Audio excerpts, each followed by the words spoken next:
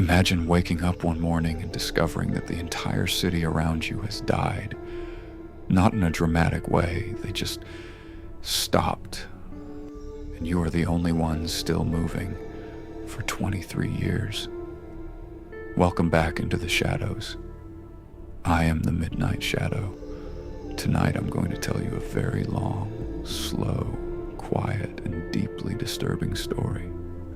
A story about loneliness, memory, routine, and what happens when the dead start to notice that you are still alive. Turn off the lights, get comfortable, and listen for the next hour.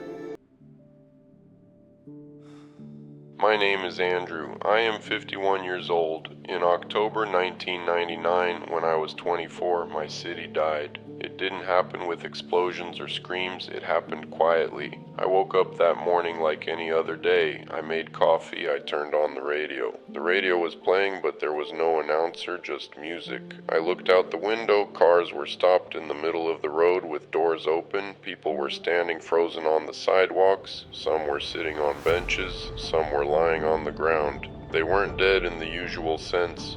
Their bodies were warm, their hearts were beating very slowly. But they weren't moving. They weren't speaking. They weren't blinking. I ran outside calling for help. No one answered. I checked pulse after pulse. Everyone was alive. But not really. I spent the entire day running from street to street. I went to the hospital. Doctors were frozen mid-operation.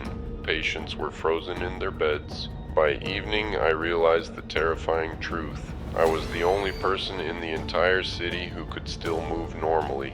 At first I thought it was a virus or a chemical attack. I waited for the army or rescue teams to arrive. No one came. Days turned into weeks. I started talking to the frozen people. I would sit next to them on benches and tell them about my day. I gave them names. There was Olga from the bakery who always had flour on her apron. There was old Mr. Petrov who sat on the same bench every morning with his newspaper. There was little Anya, a 7-year-old girl frozen while riding her bicycle. I talked to them every day. After a few months I started to notice small changes. Sometimes Olga's hand would be in a slightly different position. Sometimes Mr. Petrov's newspaper would be turned to a different page. The city was not completely dead. It was learning. Year 2. I found the first note. It was written on a piece of paper and left on my kitchen table. The handwriting was mine. It said, "Andrew, we are trying to remember how to move. Please don't be scared. We are still here." I burned the note. The next day there was a new one in the same place. "We are sorry. We just want to feel alive again. Thank you for talking to us." I started leaving notes back. I would write about my day and leave the paper on the table.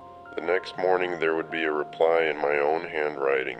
Year 4, the changes became more noticeable. People started moving a few centimeters per day when I wasn't looking. Olga's hand would be closer to the bread. Mr. Petrov's eyes would be looking in a different direction.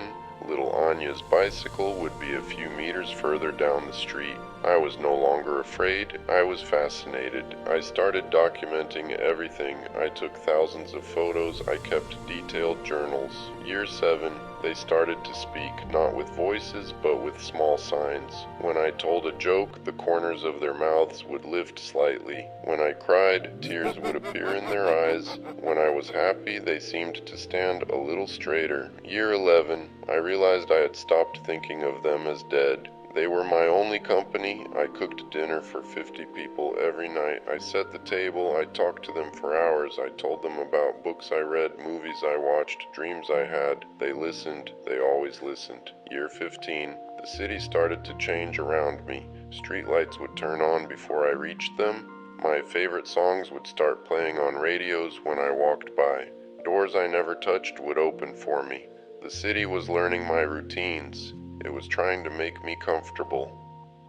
Year 19, I found a letter that scared me more than anything before.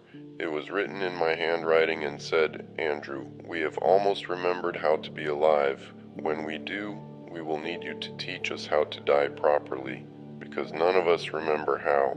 I started sleeping with the lights on. Year 22, they began to look at me differently. Their eyes would follow me when I walked past. Their heads would turn slightly. Their hands would reach out a few centimeters when I spoke to them.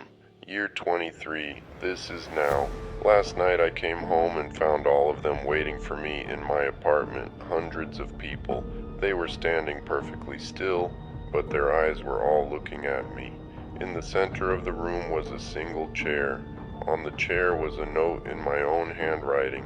It is time. Sit down. We have learned how to live again. Now we need you to teach us how to die.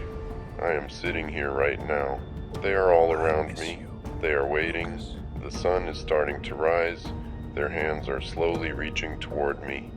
I think I'm going to stay. After 23 years, they are the only family I have left. I don't want to be alone again. Some cities don't die. They simply wait for the last living person to join them. Thank you for listening to Andrew's story for the full hour.